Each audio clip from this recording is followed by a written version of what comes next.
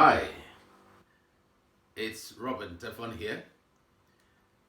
This is going to be a very wonderful journey. I call it a journey because many of us, as we were growing up, especially as teenagers, we picked up things along the way, some of which are not to your own benefit.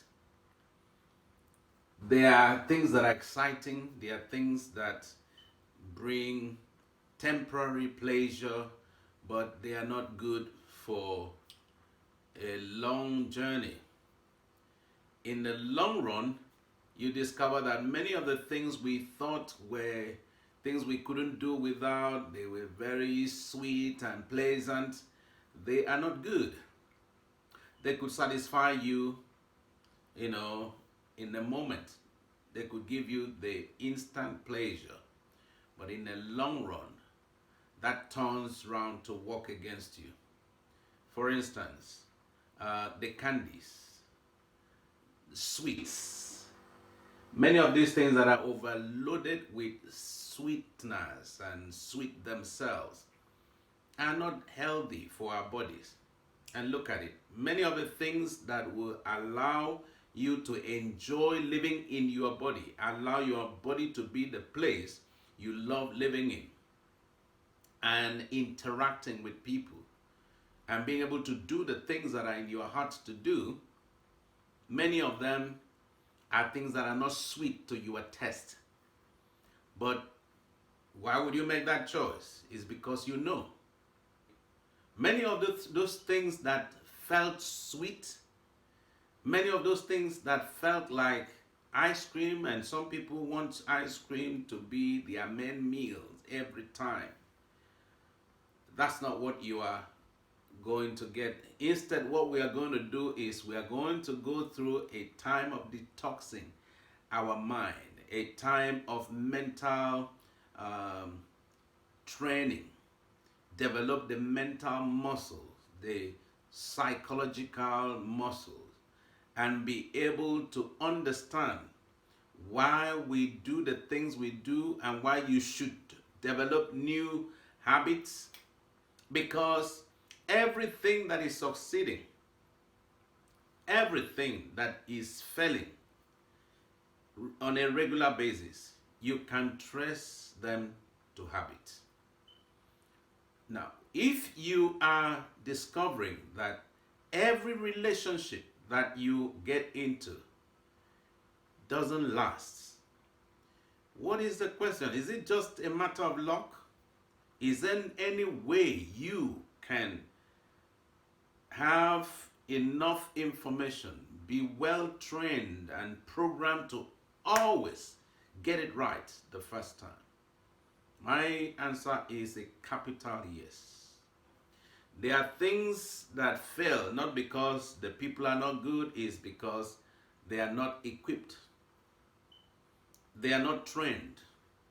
They are not well equipped to be able to do it right the first time. And so you see many people, those periods of pains, those periods of happenings that they don't like, as they are learning processes which every one of us can avoid if you have the right person to give you the right guidance. That is why I love coaching. Coaching is so beautiful and powerful. I know that every time things like this happen, people want to make it what they want it to be for them.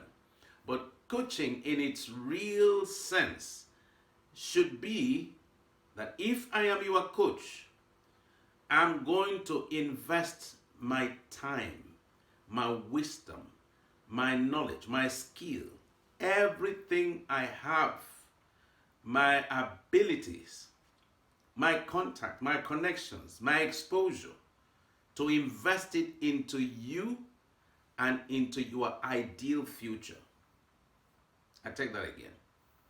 As a coach, what I am to do for you is to invest everything I have at my disposal, everything in the realm of the spirit, soul, and body, my focus is to invest into you being able to achieve your ideal future. So you are my main concern. Your ideal future, the goals you have set is what I'm going to be your trusted advisor, your trusted guide, your help, your assistance to help you arrive at where you want to, not where I want to. You know, we've had our parents raise us up, and many times they want us always to do what they want. A few parents are able to understand that I am to raise my child to do what he or she is best at. Few parents understand that. So they don't try to force a child who has the aptitude for sciences to be an artist. That is rare though. But there are those who have the tendency, the aptitude to arts, wants them to force them to be scientists. But it's not supposed to be so. We are supposed to raise up our children to be who they were designed to be. We are supposed to be parents sharpening our children to become who God actually designed them and sent them to be. I'm believing that this gives you an idea what the coaching we are talking about is involved in. So it will be us having it, we break it down, what you want to achieve. How can we make it a daily experience, that we make the progress daily, weekly, and by the time you get to the last day you have agreed to achieve that, we would have achieved it. And as a coach, the main responsibility, I want to say that again, is to know where you're going. Where do you want to go? And we agree on how many days do you want to achieve that. And we begin to work on that, having that understanding that this is where you go. And you are held accountable. I hold you accountable. So it's not about how old I am or how young I am, is that I have that ability to take you step by step, stand by you, support you, back you up, trust you, believe in you. Maybe nobody has ever believed in you, but I have to believe in you and walk every day. Every day we work on something that is leading us to the achievement of what you want to have. So my commitment is to you and to your shining ideal future. And that's what I want to do for you. If you are able to hear what I'm saying now, be it in your business or in your family life, especially to the men. Men, I am here to support you. I'm here to give you that backing. I'm here to coach you to be able to achieve your goals. Now, if this resonates with you and you want to take advantage of this, I'd like you to contact me, use wherever the link is or here, but just find it and connect. I want us to take this thing to the next level. God bless you.